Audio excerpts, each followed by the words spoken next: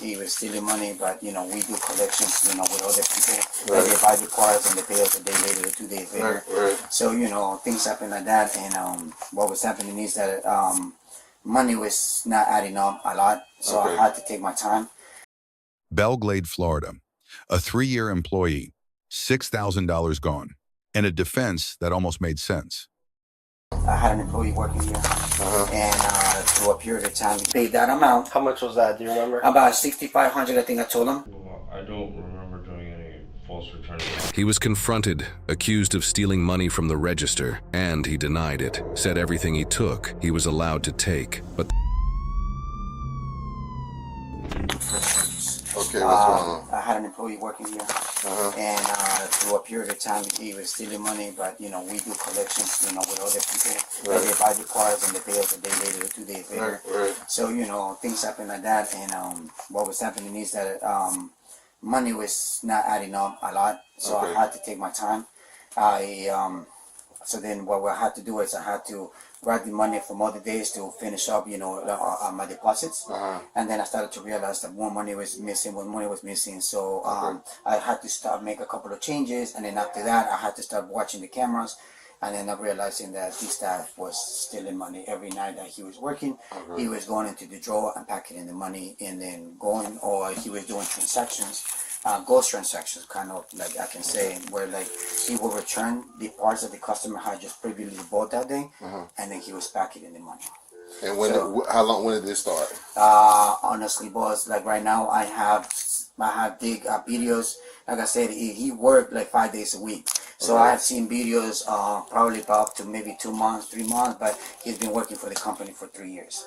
But the biggest changes just happened now, which was not just the money, but he was doing that with the products. Like he was now charging the people the money, and then not giving the customers just giving the product.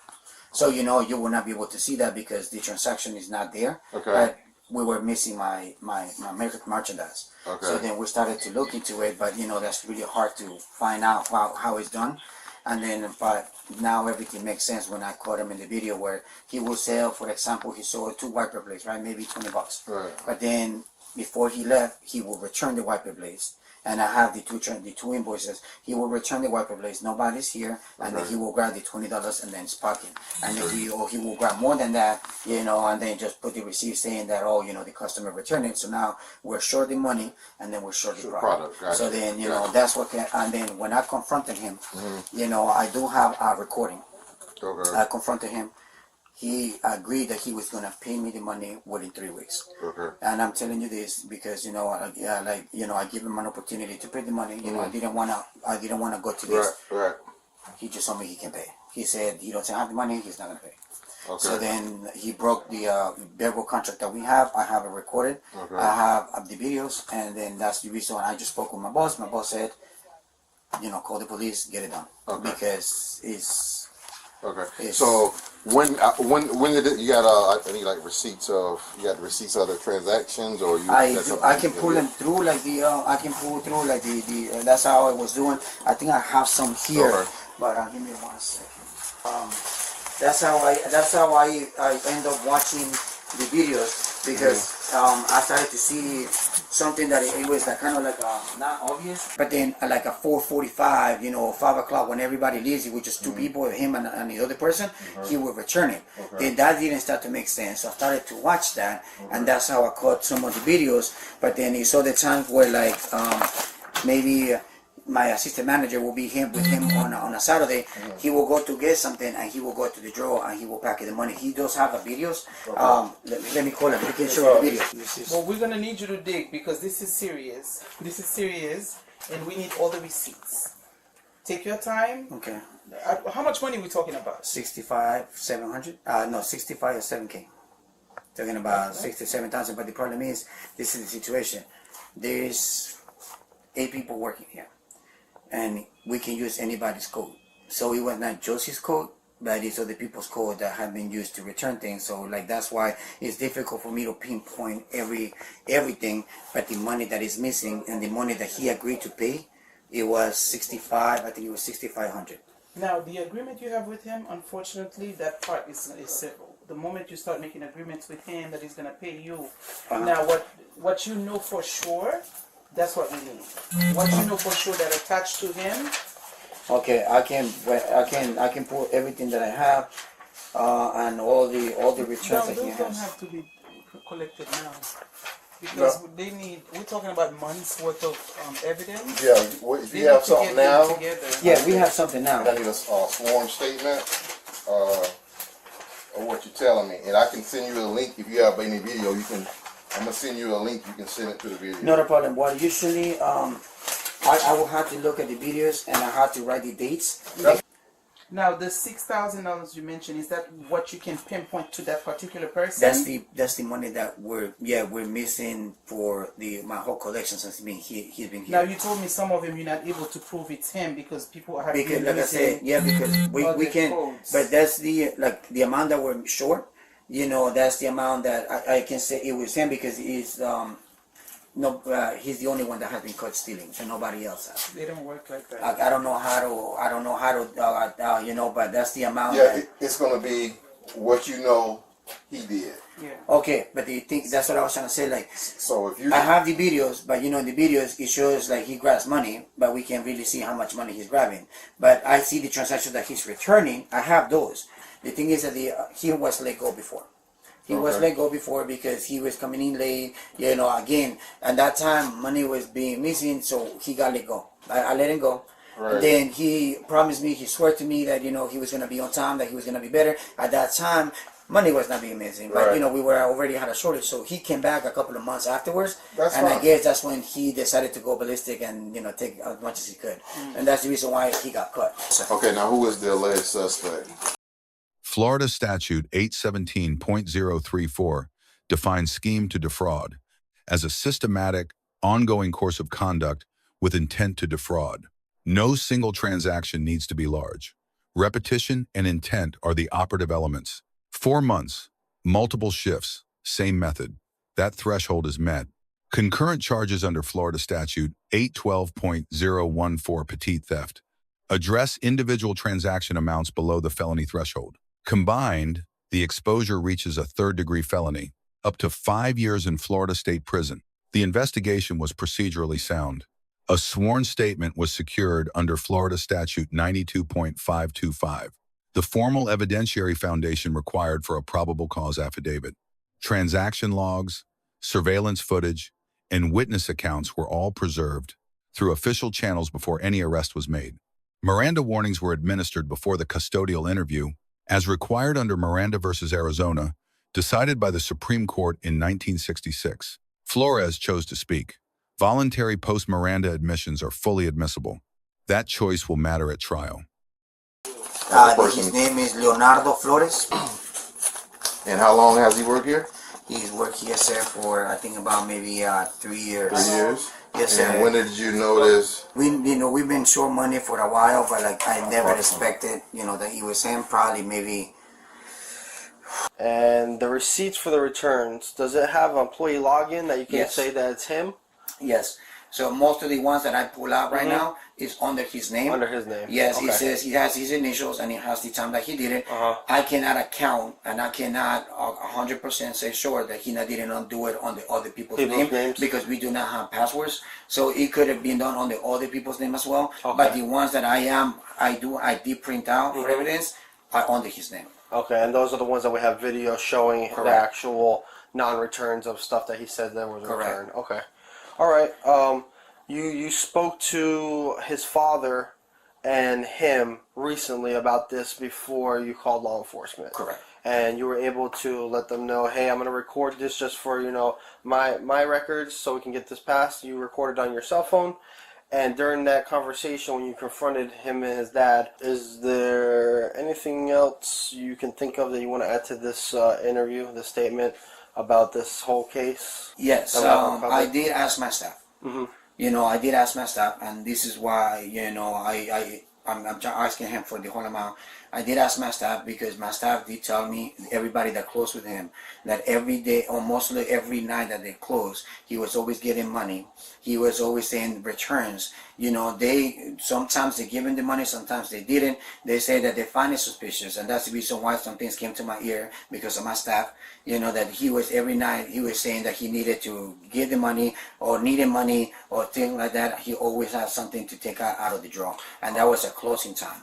Okay, so your staff working with him during closing, they would notice that he would say, hey, somebody made a return, I got to give them the money, can we get the money out of the register to go give them the money? Correct. And then he'd leave the store with the money and there's never anybody who needed the money. Exactly. He was just pocketing it. Exactly. Okay. So my staff, you know, I asked them, my staff, you know, confirmed it because, like I said, I have it on the video. Right. They confirmed it and they told me because, you know, I have audio on some of the cameras and one of the cameras. Right. But, you know, sometimes you cannot hear when he says, you know, that it was for his friends, for his dad, or for Right. anybody that he was getting the money. But the staff did confirm, and everybody that has interacted with him has confirmed that it was the same story all the time. Okay.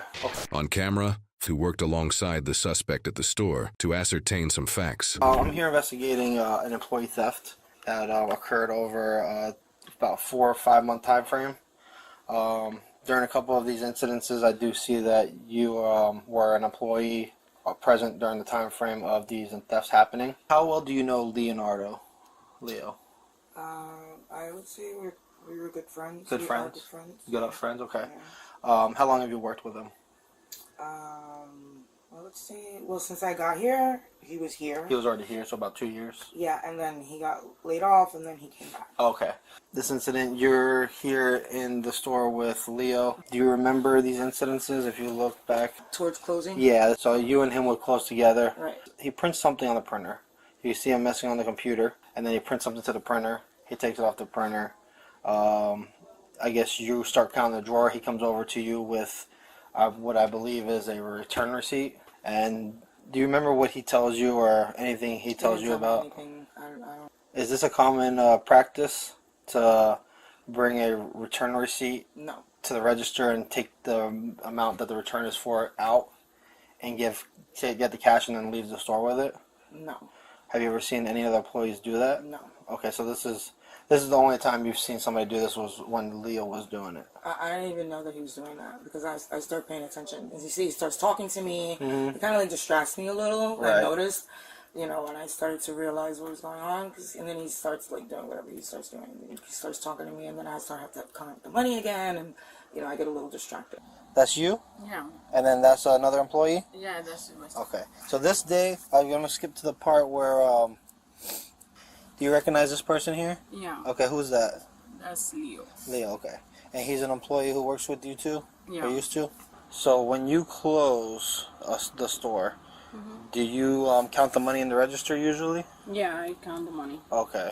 Do you remember when Leo approached you when you were counting the money in the register and he was trying to take some money out of the register during that time frame? Yeah, I remember Right here. one time that he asked me if I already count all the money. Mm-hmm. And I say, why? And I asked him why. And he said, because he need to return some stuff that his dad already buy and he returned. And he need to take the money to him. Okay. And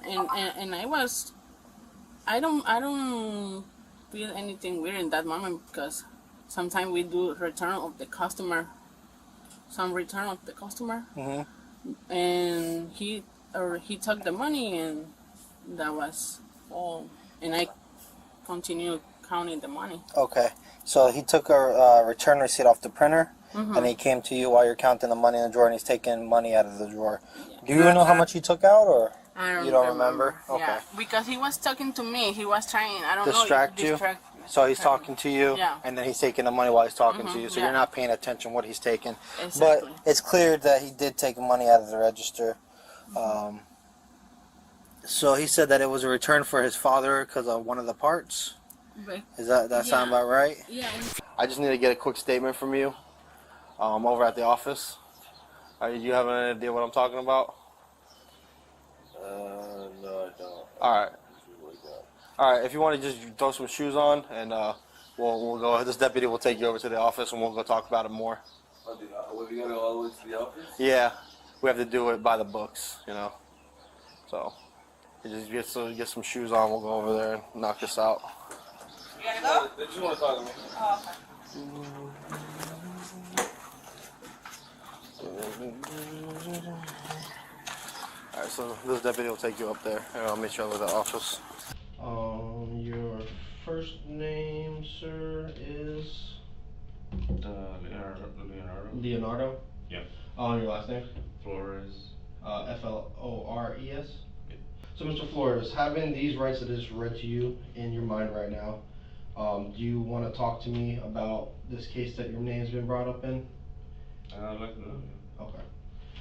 So, you were formerly employed with the company Glade Auto Parts, Okay. correct? How long did you work there? 3.5 years. 3.5 years? Was that When I came back, it was probably like 4 months, 3 months. So you worked originally and then left? Yeah. Okay. And then you came back and worked? I came back and worked for a little bit more. Okay.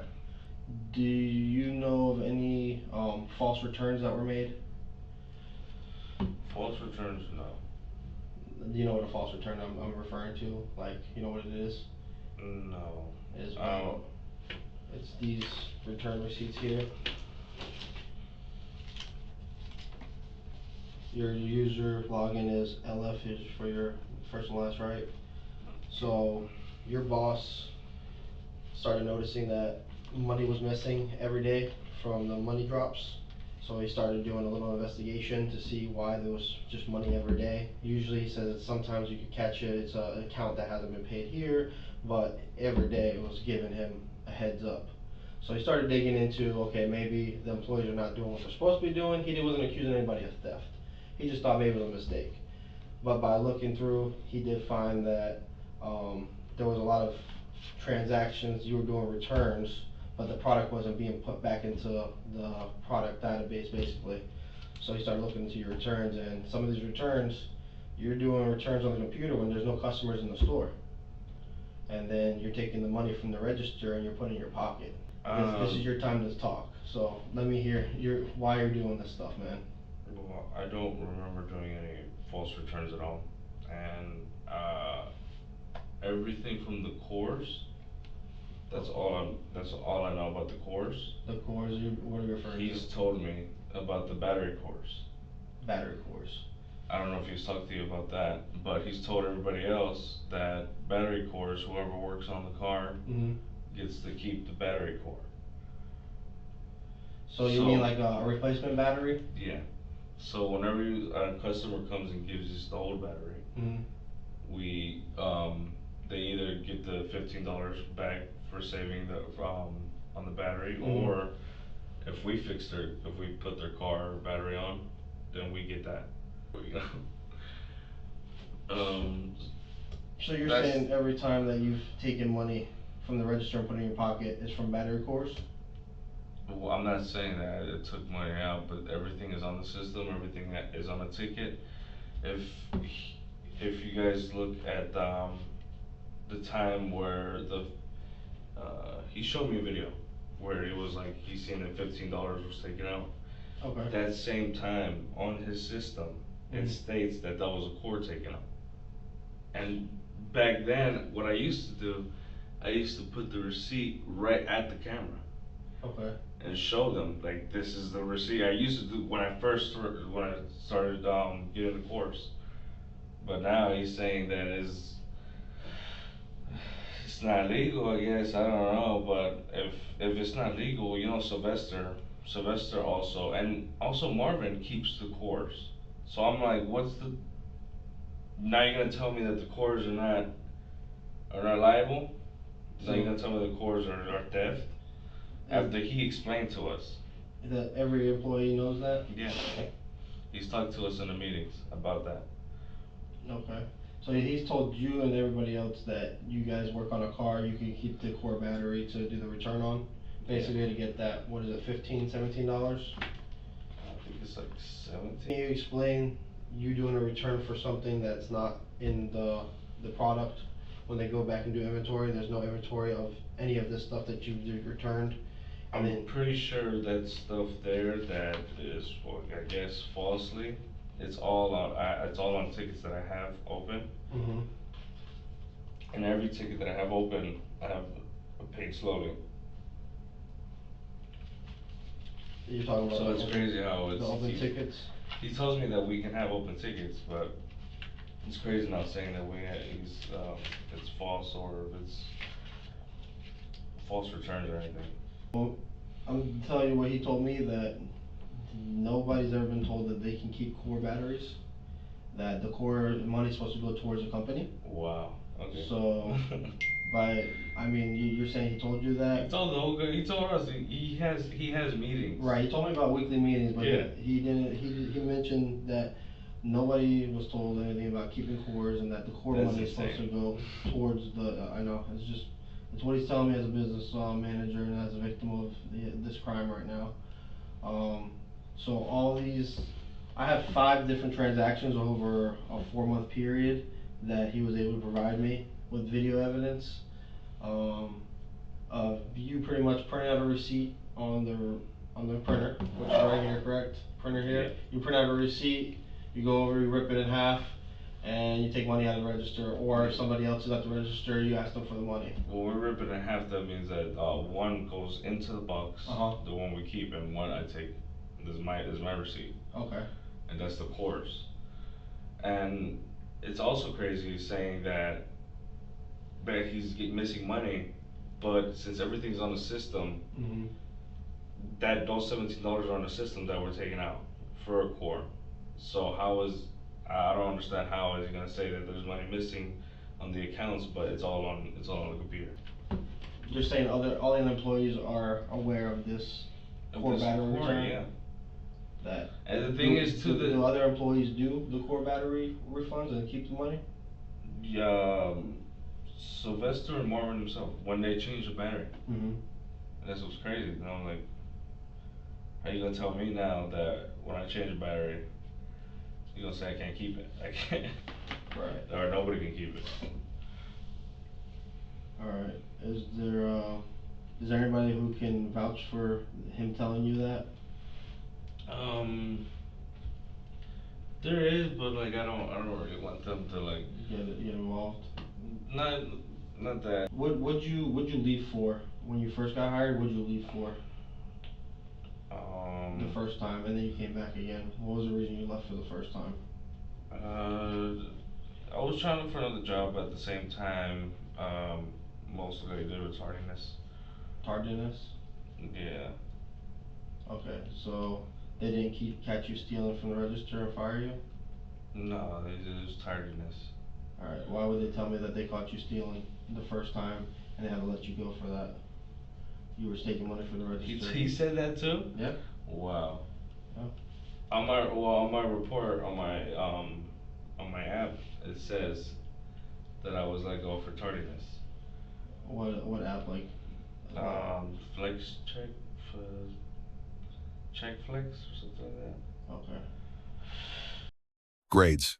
Leonardo Flores receives a C-. 4 months of premeditated, systematic fraud is not a judgment lapse. It is a pattern. The battery core defense is legally available, but collapses against non-core ghost returns and his own admissions. Credit for cooperating and not resisting arrest. The store manager receives a B+. Pre-complaint documentation was thorough and materially advanced the case. Deduction. Privately confronting the suspect and accepting a verbal repayment agreement before contacting law enforcement introduced legal complexity that was entirely avoidable. 3 lessons from this case. Let us know if there is an interaction or legal topic you would like us to discuss in the comments below. Thank you for watching, and don't forget to check out our second channel, Street Bodycam, for even more police interaction and courtroom content.